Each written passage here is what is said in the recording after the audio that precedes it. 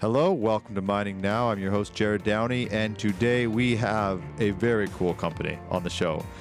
They're the world's largest provider of commercial explosives and innovative blasting systems. But we are going to really be focusing on their digital solution side. But we have Orica on the show today, and representing them is David Reyes, my apologies. He is a senior manager at Orica Digital Solutions. David, welcome to the show. Good to have you on. Thanks, Jared. Excited to be here. It's probably the first podcast I'm on, so really? I'm excited and a bit nervous, but looking forward to it. Well, it took me about 200 episodes to not be nervous doing it. So that's probably not very encouraging, but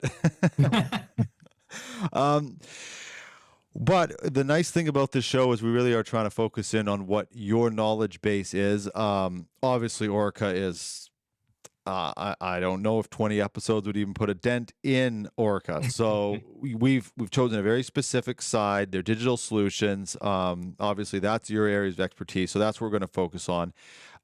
David, could we just quickly give maybe your background? I saw you sort of worked your way up through Orica. You started in underground mining as an underground mining engineer, and then now you're the senior manager. Yeah, can you just walk us through a little bit about your background and then eventually ending up with Orica? Yeah, absolutely, Jared. So I guess my background is at my profession, I'm an industrial engineer.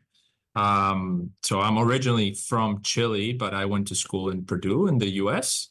So no mining background at university.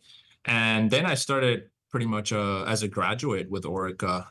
Actually, today is my 11th year with Orica.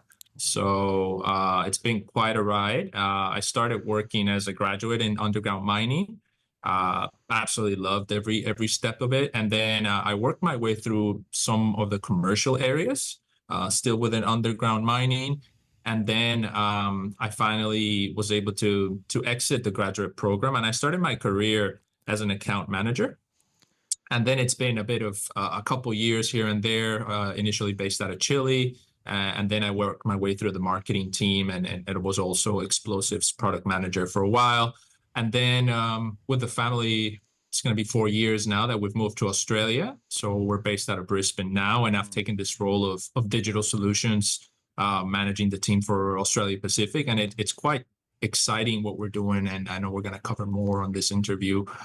Quite novel and new for Orica, being an explosives giant and now fully invested into the digital world as well. Yeah, there's a lot of exciting stuff to cover in that. And before I do, I just wanted not to get too personal, but 11 years. We on the show we have a lot of people talking about when they're trying to find people in the industry that the mining industry is quite transient. And nowadays, when you see 11 years on somebody's LinkedIn, it's becoming less and less common because you're seeing so much. Yeah. And I'm sure it's a reflection, one, of Orica and also your sort of personal focus as well. So what keeps you with a company for that period of time and sort of moving up through the ranks like you have? Look, to be honest, it's a fantastic company, and I think it was key for me to join as a graduate because it allowed me to have different rotations throughout the company. Kind of not really sure what I wanted to do when I first graduated, but this sort of was the perfect fit for me. And Orica is such a, it's always at the high end of technology. Yeah. And it continues to invest a lot of the profits we make. So it just makes it a very exciting company. And it's just a very innovative environment to work with. All the people that you deal with and the customers and the problems that we get to, to work on it's just extremely exciting. So I've been around the sort of the core business, which is our explosives business.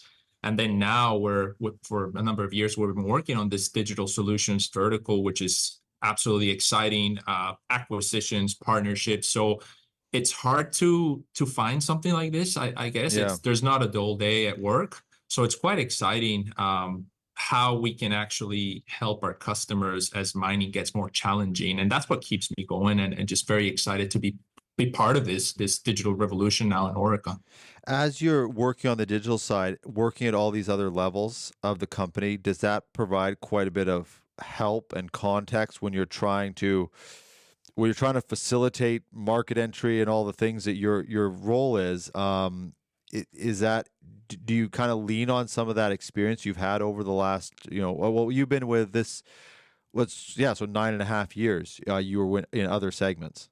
Yeah. Well, look, absolutely. Like at the end of the day, you got to build some technical credibility, and it's what really matters. That when we're trying to solve a problem that a customer has, or developing a technology that's going to help a customer be more productive or more efficient, you need to understand, what's behind that, and that's what you can only get by being on site and actually having experienced those things firsthand. Digital Solutions, our own segment right now, is very tied to the core business of Orica, which is really blasting services, explosives manufacturing, and we're pretty much today the world's largest provider of commercial explosives and innovative blasting systems. So it's very tied together, but you need that technical background to be able to talk to customers on a one-on-one and understand what they're really going through. If not, I don't think you would capture really the depth of the issues. And that's kind of when we avoid trying to go into problem solving mode, but just really try to understand what's happening, scope it out, and then provide a solution for it. So yeah, I definitely lean on all that experience. Is Orica, is the digital solutions, it's all interconnected, right? Because you said about their core, like their core business, but now I think a report came out that sort of reflects quite a bit of growth on the digital side. Can you sort of map that out for us? Yeah, absolutely. Look, as I said, like our background, probably from 1870s, we're it's in our DNA to be blasters, and that's where our bread and butter, as they say here. But you have to think that Orica's pretty much doing 1,500 blasts per day around the world. Wow. So that generate an enormous amount of data, from the blast design to paper load sheets to paper dip sheets. It's too much data, and that's one of the issues that mining customers have today. They have too much data that is not used, and it in the form of paper, it just gets stored. So our core business is to provide services to customers. We have people on site, over 13,000 people around the world. And this is how we started looking at Orica Digital Solutions. So initially, it was an internal strategy to help our crews perform a better service. So we had some tools, we had our blast design software and others. But then as we started seeing the increase in the need for it, and actually saw some additional value that our operations could provide to services that we were already giving customers, then that's when it clicked that Orica Digital Solutions, that moves at a faster rate, that's highly innovative, that partners with customers for different reasons. And it also gives us a new identity in the market. So Orica Digital Solutions is absolutely agnostic. We don't have to provide services on the ground. Okay, Yeah. so that it's not just tied to your on the ground services. Exactly. And it has to be, right? We don't want to have the Apple model. What we try to do at Orica Digital Solutions is to help our customers, whether they're Orica serviced or not, sustainably mobilize the Earth's resources. So how we do that is we focus in providing actionable intelligence in the form of foresight, so predicting what will happen, in the form of real-time or near real-time insight, depending on what the requirement is, or if it's an operational workflow, or if it's more something that's required in the sense of hindsight. So that's where we focus in, and it takes a bit, to be honest, to get that brand awareness out in the market, because still we have to work with customers that think the two are tied together, Orica services with Orica Digital, but they're not. And that's the beauty of what we're trying to do. We're trying to help customers all over the world, regardless of who their explosives provider is. Your R&D capabilities, though, doing, what did you say, over 1,000 blasts a day? Yeah. The R&D capabilities must just be astronomically beyond what a competitor can do because of your physical assets. Yeah. Look, Orica always is very proud to, reinvest a large sum of our profits for R&D.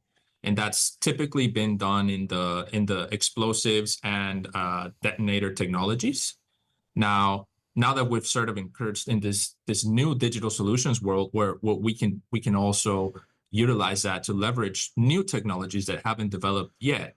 Now, the most exciting part about this is with digital, digital is kind of that high reward, low risk that we can offer customers Right. versus, trialing a new explosive carries inherent risk, Yeah. which it's manageable, but it's different. You have to mobilize people, you have to mobilize assets.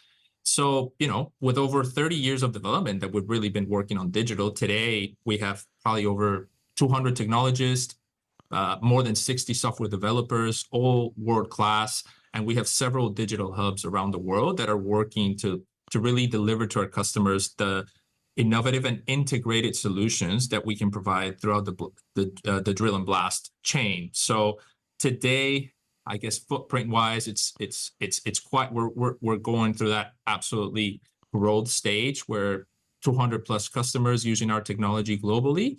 And you got to grow at the same pace, right? We've grown our global support, so it is 24/7 and across over 100 countries. Because what we've found, I guess, with the software or digital solution side of things is, well, global support and immediate support when someone is trying to use, for example, your blasting design software, Yeah. and it's becoming the bottleneck to get the ore on the ground. Well, that needs immediate attention. So it's been a shift on how we used to do things at Orica. It's also required new talent, new expertise. Yeah. But it's really exciting and refreshing to see, we don't forget our DNA, our background in blasting. We actually leverage it and use it to develop new technologies for our customers. I'm just wondering, I want to just clarify. Now, being brand agnostic, but I imagine that your operations on the ground are, of course, using the software. So is that software that you're using internally, is it the same? Or is this your digital solutions, are they adapted to be brand agnostic? So is there sort of this proprietary one, and then your sort of package one? And even how do you package something that, with Orica being so tied to your roots, then how do you repackage it to be brand agnostic? I know there's a lot in that question, but I'm just trying to sort of understand it for myself. Yeah, absolutely. Look, it's the path of least resistance, right? Like obviously the customers that have Orica services and products will always be the first ones to use our digital solution suite. But at the same time, you'd be surprised of, once we're getting our brand awareness out there, and there are key technologies within our digital solutions portfolio that are really changing the game. So there's pull for that. And what that does for us is it pretty much, the branding is exactly the same, whether it's an Orica site or a non-Orica site. So it's really about delivering the same experience. Now, the benefit that I guess an Orica site has is that we got people on the ground. So there are specific technologies that will enable us to take it one step further. So you have to remember that the drill and blast, or blasting itself, is the largest lever that any customer can pull. It doesn't probably go over 10% of the whole mining cost, but it can definitely have an effect on the remaining 80% on the downstream process. Right. So if you have an Orica crew that's using our software and at the same time is willing to drive the optimizations that arrive from the digital solution suite, then you're going to maximize the result. Not that it cannot be done with a separate crew, but it's different, right? If we have a competitor running the services, they might be leaning towards having their own sort of innovation and technology. So it's definitely, when you have Orica crew, it can go a step further, and you usually have more buying from the customer as well. But the branding is exactly the same. David, I want to get into the sort of a partnership section, because I'm sure there's a lot of collaboration that goes into this. But before, I want to talk. Safety is just always seems to be, and which is a good thing. I'm almost saying it like it's a negative thing. It's always coming into the discussion as such a key part across the industry, and hopefully that just increases over time. On that side, is there, in your suite on the digital side, is there anything you're offering on that one particular? Absolutely. Look, safety is paramount, right? You can't, there's nothing more important than safety. And look here, what we've seen this last couple of years with Orica Digital Solutions expanding is one of our products, particularly Or Pro 3D, which is a great control blast movement tool. This has really hit the mark for customers in Australia, in North America, Latin America, and a lot in EMEA region at the moment. So initially, it's what it's really superseding is the current practices of grade control, which require someone from the mine site to walk through a blasted muck pile. And to us at Orica, that's an extremely dangerous process. It should never happen. There's been serious incidents following that. So ORPRO 3D not only allows customers, and the main feedback we're getting from customers is we love it because no one has to walk the muck pile anymore. It is accurate enough for us to perform our grade control practices. And at the same time, since this uses a drone to capture the post-blast topography, so we actually can show where the ore and where the waste have moved to, we then got into a new module, which is our ORPRO 3D Predict, which really does a simulation of where the ore is going to end up without needing to use the drone. And this was exactly because some customers can't fly the drone sometimes because of weather. Some don't even have a drone, which is a bit surprising in 2024, but that's just the way it is. So this suite particularly has built on the fact that no one should ever be walking the muck pile, and now they can do the same, achieve the same results by using software, whether that's in a reactive workflow or a predictive workflow with the 3D suite. I want to get a little bit more. It's sort of zooming out, but staying with it. Is just how much the technology has changed. I mean, we've done episodes about cameras, sensors, like the software that's now being used in blasting. Can you even just try to outline for us? I mean, you've got something, I was on your website. It's called the Integrated Extraction Simulator. That looked quite interesting, a little bit beyond my some of the words that I didn't couldn't grasp.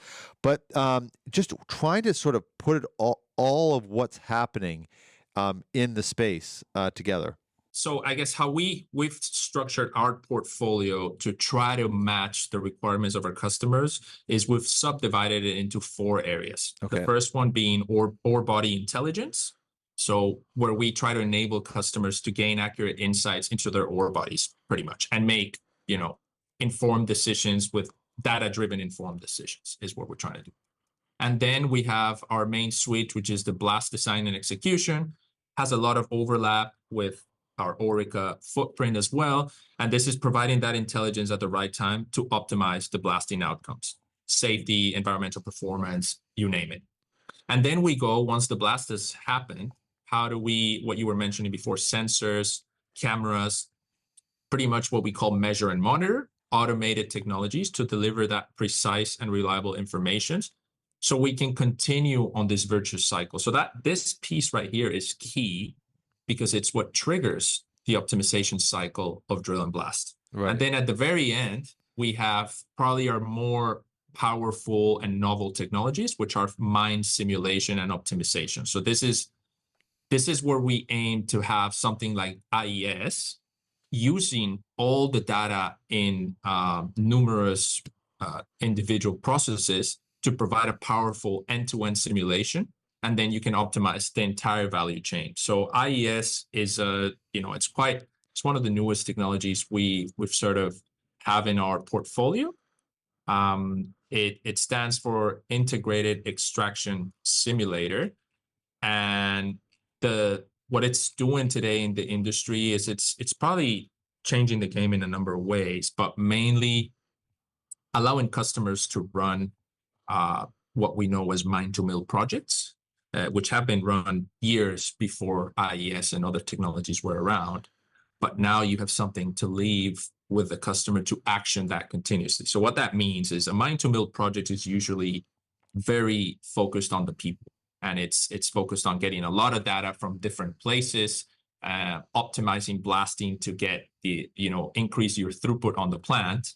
And IES pretty much creates a digital twin of your mine and the plant. So you're able, with a couple of clicks, to model whether you have constraints on your plant, like a whole line or a part of your crushing or comminution circuit is down, or pretty much to model how do you optimize your current processing plant. So you have to remember that the processing plants, the comminution circuit, the mill and flotation, everything downstream, we're talking about billion-dollar assets. Yeah. So IES is an extremely powerful tool that enables customers to look at these scenarios before having to invest in the capex, or even, and this is a challenge with IES, is it even necessary to invest in new assets when you can actually, again, pull your largest lever, which is blasting. So it's been very exciting to see IES take pretty much through the market. It is something that we're still working with a lot of customers because it's a cloud-based platform, but it's that fast and accurate simulation of every step in the mining value chain that it's almost like unbelievable. But that's because in the background you have thousands of models of complex mining and processing scenarios that are just generating parameters to optimize performance, and they're built on real-world constraints. So each piece of equipment in a processing plant is now embedded into IES. This is what we call a flow sheet. And this has a mathematical model that defines its productive capacity, whether that's because of physical engineering or the characteristics of the ore that are coming in. So these models are developed on a global basis and by technical experts from research institutes, university, equipment manufacturers, etc. So it is powered in the background by what we call, it is a digital twin. We call it a richly featured digital twin of the processing plant, but it has an integration also of physics models, which is quite novel in this space. So you can do short and long-term scenarios. You can simulate, create virtual sensors. And look, I'm happy to share, we've also won a couple of awards with IES. Not too long ago, the National iWords Merit Award for the technology platform. And we're also runner-up in the with IES last year on the most innovative companies list. So it is an absolutely game-changing technology. And to be fair, now that we're starting to put it more in the hands of customers, is that they really challenge the status quo about how things are done, and they're starting to find other uses for it, which is even more exciting than what I guess initially we had planned for. And I've had different onboard discussions on the show about onboarding different solutions and different softwares, and one of the questions, it's always a tough one to answer, but if we could be as specific as possible, because I really am curious about this. The day one, let's say someone wants to onboard IES. The day one, and I'm talking about like an operating mine, maybe mid tier. Their day one discussion versus a month in versus 6 months in. What is that process of actually getting this on board? Because I always think when we do these interviews, the capabilities are amazing, but there's the other side of the customer listening to this going, okay, what are our next steps? What are expectations? Maybe they've got Orica already on the ground. But just can you sort of paint a picture of what a client can really expect in these different tiers as they start? You mentioned 4 areas, and we can cover all of them if you'd like, of just what their expectations should be in this onboarding process. That's a great question, because essentially what we hear about today is all these fantastic technologies out there, but there's also the ease to implement. And what I usually like to cover with customers, and I use the word, is it usable? Yeah. Can you really harness this behemoth of intelligence, and can you change something on your site? Is it going to really deliver the value for you? Because in some sites they have other conditions, and there's probably some practices that won't allow them to. So in those 4 areas, there's definitely different levels of ease of adoption. There's what we would call initially, for example, in our blast design and execution, it's more about introducing the digital workflows on site. So whether that is our Blast IQ and Shot Plus Blast Design tools to doing QA/QC and having just extra controls and making sure that what the engineer has designed is exactly what goes down the hole in terms of explosive, or our FracTrack, automated measurement system, which is a stereoscopic fragmentation image analysis sensor, which really gives then the automated output of what was the performance of this blast, let's say. So it uses particle size distribution as a proxy to quantifiably evaluate how good was this blast in reality. So those to me, and obviously there's less barriers to input something like that. It's quite clear cut. You do some training. We provide our customer success program where we scope out the solution. Pretty much your basics of how you go around managing this change management. So I think the change management at this level with our blast design and execution portfolio is still very manageable. Then we started going up because it's almost like a direct relationship, right? The more change management required, usually in this space, will yield you higher value. Not in every case, but when we go down something that what we're trying to do with Orica Digital Solutions, which is provide an end-to-end workflow, well, that requires some change management, right? It's Right. a relevant amount, but then that's also going to give you the highest reward. So if we go the next step from there, we go to what we're using today, our grade control software, Board Pro, which is really revolutionizing the game, not only by safety, removing people from doing manual ways to identify where the ore and the waste have ended post-blast. We're doing that with software with a high accurate degree of precision. And this is absolutely changing the game globally.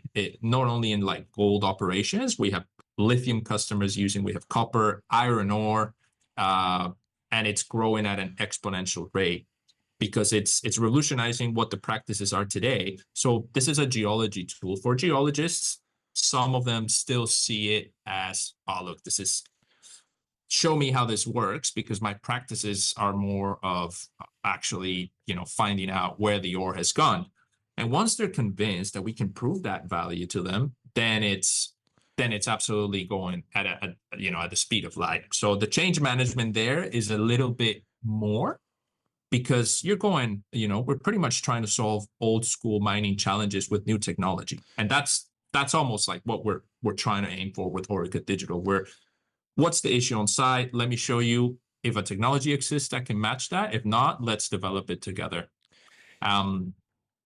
So that's kind of the third level. And then the final one, back to your question, IES requires a bit of a more change management if the changes are to be implemented, though. Because at that level of simulation, you can run as many simulations as you want, but it's really up to the customer then to, implement those changes in the blasting design, on bench, or even in the downstream process. So all of the tools that what we see the uptake with digital being, giving us that 100% growth, is because it's high reward, independent if it's, just getting rid of paper and putting tablets for loading, or improving your grade control practices, or saving you millions of dollars because you're not having boulders dumped into your crusher detected by this fragmentation camera in real time. Digital is really just giving that high reward to different stakeholders, and that's the key. You deal with the mine, you deal with the geologist, you deal with the processing team, and the funny thing is that they don't really talk to each other much, and they can be in the same operation, but they have different targets. Some are internal customers of others, the mine being internal customer of the plant. So they have different, at times, completely different targets. So we need to have high rewards for each of them that are easy to digest. It's a very good answer. I wanted to clarify something that you said about the IES system. Is Yeah, it kind of sounded like you were getting at that the onboarding of the program, of the software itself, is not challenging. More in that particular software, it's more the change management and what the operator actually chooses to implement where the challenge is. correct. And look, that's the thing with digital as a whole, right? Like the value is there, it's on the table. And sometimes if we have an Orica crew on site, we can help customers capture that value. You know, if we need to redesign our blast design, we can help with that. It's our group. But with IES, we're talking a lot bigger numbers in value that we're talking about, uh, what we're finding. If there's a bottleneck in the crusher, how do you optimize that or increasing your throughput in the mill? Millions of dollars, obviously, depending on what ore we're talking about. And that requires a bit more work and a bit more fine tuning. So we're not talking that they need to buy an additional mill. They have what they need to do or how they can optimize the process and their bottlenecks by looking at IES, which has built a digital flow sheet of their entire mine. But then it's let's get to work and how do we really capture that value? That can be more of a challenge, not because they don't believe in the value, but unfortunately, as you can understand, the production is always king in the mine. And there's, as we like to say, there's nice to haves, there's must haves, and then there's production. And it takes, and this is why we really value those customers that sort of foster the collaborative innovation approach with us, because they're prioritizing the use of these technologies, and some actually, standardizing and say, okay, this is the norm of how we're going to operate now, and we need to capture this value in the continuous cycle. So it's not just sitting there on the table and they're sort of looking at it. They go all the way through, and that requires commitment from the customer side of things. It's something you said at the beginning that the digital solutions frontier is still it's an area where there's still a lower risk with a big reward area, and those kind of opportunities are obviously, as an industry ages, those become less and harder to find. So it's quite interesting. David, we could go on, of course. It's so many of these episodes. I find, especially lately, I'm not even sure what's happening. It just seems like we Yeah. put these little tiny dents into the giant topics. But I do appreciate you coming on and taking the time to walk through it. It's quite a privilege for me to be able to sit here and just get educated about and have these conversations. So I really do appreciate your time. No, thank you, Jared. Look, to me, again, it's great to share a bit of, again, tiny bit of what we're trying to do with Orica Digital Solutions. It's quite novel for us. We almost have that entrepreneurial sort of spirit that Yeah, we want you to get get that out there, sense. talk to Yeah. customers. Yeah, it's exciting, and it's that's what keeps us going. And no, just thanking you and the team for the role that you do on sharing this knowledge with the wider audience. I think that's also what we need. And yeah, look, hopefully we can be in another episode and chat a bit longer. I hope so. Yeah, there's lots to cover, and I was just going to say, is it okay if we put your LinkedIn in the description? Because I ask questions, but I'm sure there's people that are screaming like, "Can you, can you?" This is the thing that I need to Yeah, know. So if it's okay, I'll put your LinkedIn in the description so that people can reach out to you directly with any questions that absolutely. we missed. Yeah, no Da- problems at all. Yeah. David, thank you very much. Hope to have you back. Yeah, great to be here. See ya. Thanks for everything. And thank you, everybody, for watching. I know that we covered a lot of ground there. We will have some links to Orica and specifically to their digital solution, and also to their IES system is on their website. That's nicely laid out. So we'll have links to all that, and a link directly to David if you want to connect with him. Thank you for watching. Thank you to our sponsors and all the supporters. We will see you on the next episode of Mining Now.